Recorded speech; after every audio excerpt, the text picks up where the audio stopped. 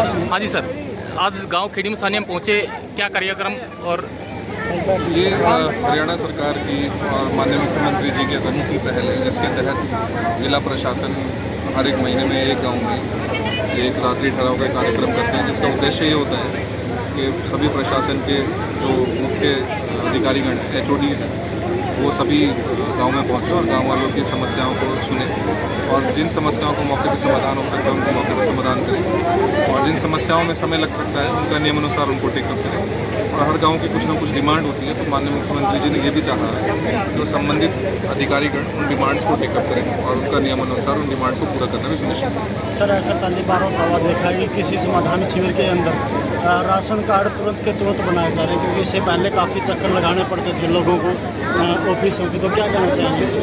देखिए, ये मैं जैसे परिवार पहचान पत्र के माध्यम से अब ये सभी पेंशन देने का काम, BPL कार्ड, राशन कार्ड बनाने का काम, कास्ट सर्टिफिकेट बनाने का काम, ये सभी परिवार पहचान पत्र के माध्यम से होता है। तो इसमें हम मौके पे जिसका काम पोर्टल के ऊपर पूरा हो चुका है उनके लिए हमें BPL कार्ड जारी करना है या पेंशन जारी करनी है, कुछ इस प्रकार के बेनिफिट देने हैं, तो वो प्रशासन उसको करने में सक्षम है। जैसे कि आपने आज देखा कि हमने आज मौके पे ही 2 प्रार्थी ऐसे थे जिनका BPL की फॉर्मेलिटी कंप्लीट थी, तो उनको हमने उनका राशन कार्ड यहीं प्रिंट करके उनके हाथ में दे दिया। तो एक अनूठी पहल है ये कि इससे मौके पे ही कुछ लोगों की समस्याओं का समाधान तुरंत हो जाए। सर, सबसे ज़्यादा शिकायतें किस तरफ से आ रही है? पेंशन से किस तरफ से? देखिए, हर प्रकार की हैं शिकायतें। कुछ बिजली विभाग से संबंधित काफ़ी शिकायतें थी। इसके बाद लोगों की डिमांड ये भी थी, कुछ लोगों ने ये शिकायत करी कि उनको मकान में उनके टूट फूट है, उनको मकान बनाने के लिए आर्थिक सहायता की आवश्यकता है। इसके साथ ही पेंशन से रिलेटेड शिकायतें हैं, इसके साथ ही हमारी BPL कार्ड से रिलेटेड शिकायतें, तो सभी विभाग की लगभग फसल बीमा से रिलेटेड शिकायतें भी थी, तो लगभग मिलीजुली सभी विभाग की शिकायतें आई। सर, रात्रि ठहराव की व्यवस्था की गई है, तो किस प्रकार से कार्यक्रम चल रहे हैं और अलग अलग गाँव इसके अंदर सेलेक्ट किए जा रहे हैं? तो देखिए, हमने पहले टारगेट ये लिया था कि हम जैसे हमारे यहाँ 8 ब्लॉक हैं जींद ज़िले में, तो इन सभी 8 ब्लॉक में हम पहले 8 महीने एक ब्लॉक में कार्यक्रम करते जा रहे हैं। तो जब ये 8 ब्लॉक हमारे कंप्लीट हो जाएंगे उसके बाद हम बाकी ब्लॉक्स में आगे बढ़ेंगे।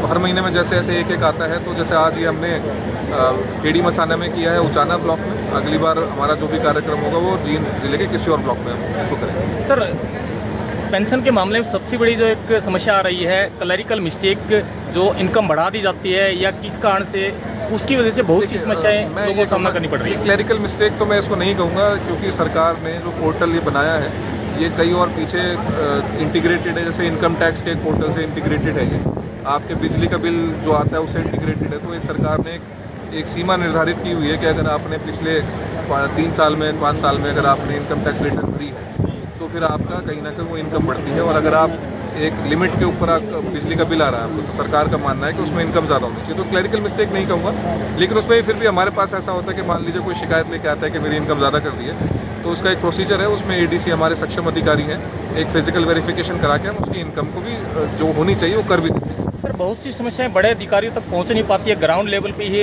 उनको बार बार राउंड लगाने पड़ते हैं, उनको घूमना पड़ता है, तो इस बारे में आपके द्वारा क्या कदम उठाया जाएगा? देखिए, ये कदम ये उसी दिशा में है कि जो लोग नहीं पहुंच पाते सीनियर अधिकारी तक, तो यहाँ आप देखेंगे कि आपके प्रांगण में सभी सीनियर अधिकारी जिला प्रशासन के मौजूद हैं। उसके साथ साथ मैं आपको ये भी बताना चाहूँगा कि हर सोमवार और थर्सडे हमारा समाधान शिविर लगाया जाता है। वो समाधान शिविर जिला मुख्यालय के साथ साथ ही हमारे सब डिवीज़न मुख्यालय पे संबंधित SDM अपने स्तर पे लगाते हैं। उस समाधान शिविर में 2 घंटे सभी अधिकारियों का सिर्फ यही काम होता है कि आम जन की समस्याएं लें, उनको सुने, उनकी सुनवाई करें और उनका निवारण समाधान करने की कोशिश करें। उसका बताइए। अभी बारिश का मौसम है और पूरे ज़िले में जल भराव की समस्या बड़ी देखने को मिली है, तो उसके पीछे बड़ा कारण अतिक्रमण और साफ सफाई की जो व्यवस्था दुरुस्त नहीं है उसकी वजह से, तो इस बारे में क्या आपके द्वारा? इसमें देखिए, एक चीज़ आपको दोबारा बताना चाहूँगा कि ये सरकार की ओर से बड़ा अच्छा कैंपेन अभी चलाया गया है, जिसमें माननीय मुख्यमंत्री जी ने भी VC के माध्यम से सभी अधिकारियों को निर्देश दिए हैं 7-11 करके अगले 11 हफ्ते तक पूरे जितने भी शहरी क्षेत्र हैं हमारे ज़िले के, पूरे हरियाणा के ही, उसमें सभी में सफाई का एक कार्यक्रम चलाया जा रहा है। आपको जल्दी उसके रिजल्ट दिखेंगे। जहाँ तक बात है एनक्रोचमेंट की, तो उसमें अगर ग्रामीण क्षेत्र की कोई एनक्रोचमेंट है तो उसको नियमानुसार VCL एक्ट के माध्यम से, या शहरी क्षेत्र की कोई एनक्रोचमेंट है तो उसमें नियमानुसार उनकी SDM कोर्ट में अगर कोई कार्रवाई होनी है, पैरवी होनी है, मेरी कोर्ट में होनी है या संबंधित विभाग ने करनी है, उसको सभी को हम टेकअप कर रहे हैं और ये कोर्ट भी इस बारे में समय समय पर हमसे संज्ञान लेता रहा इस चीज़ का। एनक्रोचमेंट भी रिमूव करने के लिए हम प्रतिबद्ध है और किसी प्रकार आपके मार्फत या किसी आमजन के मार्फत कोई शिकायत आती है एनक्रोचमेंट की तो उस नियमानुसार कार्रवाई करते हैं। सर, सफाई के मामले में लोगों के द्वारा कचरा जो फैलाया जाता है उनके द्वारा प्रशासन के द्वारा कोई कार्रवाई नहीं उनके ऊपर होती है, तो इस बारे में एक बड़े कदम की जरूरत है। देखिए, मेरा ये मानना है कि ये एक बिहेवियरल चेंज है। ये एक ऐसी चीज़ है, जब तक हमारे अंदर से अंतरात्मा ये नहीं कहती है कि हमें सफाई करनी है, तब तक किसी पे फाइन लगा के आप उसको बहुत लंबे समय तक नहीं रोक सकते। तो अभी जो कैंपेन चलाया जा रहा है 11 हफ्ते का, इसका उद्देश्य यही है कि हम लोगों को ये समझाएं और उनके मन में ये बात है कि सफाई करना एक किसी सरकार की या किसी की जिम्मेदारी नहीं, हमारे घर से चालू होता है। हम अपना घर, अपना दिमाग, अपना शरीर और अपने आसपास के एरिया को साफ रखें। तो एक बिहेवियरल चेंज है जिसको हम लाने की कोशिश कर रहे हैं। और जहाँ तक बात है, आप कहते हैं जी इसको इन्फोर्स करने की, फाइन लगाने की, तो ये भी मैंने जैसा आपको बताया कि अगले कुछ समय में आपको ये देखने को मिलेगा, सड़कों पर मिलेगा आपको दिखता हुआ कि फाइन भी हो रहे हैं और कार्रवाई भी हो रही है। सर, एक अंतिम सवाल, आपके द्वारा बहुत अच्छे प्रयास जिला जींद में किए जा रहे हैं, लेकिन अगर आपके द्वारा औचक निरीक्षण हर विभाग में और ग्राउंड पे किया जाए तो उसके रिजल्ट और ज़्यादा बेटर रहेंगे, तो हमारी ये उम्मीद है। तो इस बारे में क्या कहेंगे? आज ही औचक निरीक्षण किया गया है आपके सब हेल्थ सेंटर का और उसके साथ साथ औचक निरीक्षण और भी होते रहते हैं जिसकी रिपोर्ट्स भी तैयार होती रहती हैं।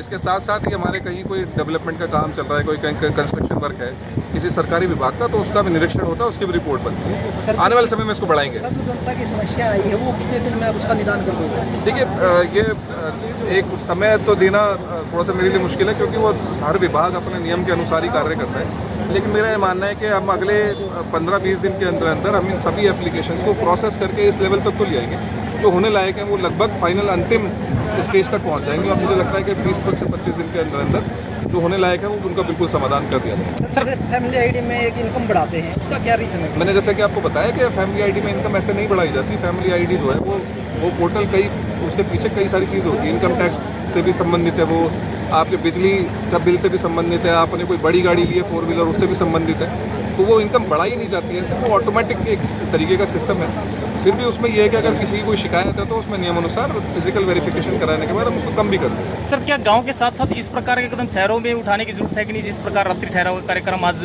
गांव खेड़ी में साने में? देखिए, मैं ये कहना चाहूँगा कि अगर आप जींद की बात करते हो तो आप भी जींद के निवासी हैं। आप भी जानते हैं कि हमारी जींद की मैक्सिमम जो पॉपुलेशन है वो ग्रामीण क्षेत्र में निवास करती है। हमारे पास 300 से अधिक गाँव हैं, 5 ULB हैं। तो पहले हमारा उद्देश्य है कि शहर का निवासी तो कहीं ना कहीं अपने अधिकारीगण तक अब सरकारी कार्यालय में पहुँच जाता है। गाँव के निवासियों को थोड़ी परेशानी समस्या का सामना करना पड़ सकता है, तो पहले गांव का करेंगे, उसके बाद फिर शहर में। धन्यवाद, जय हिंद। बहुत बहुत धन्यवाद।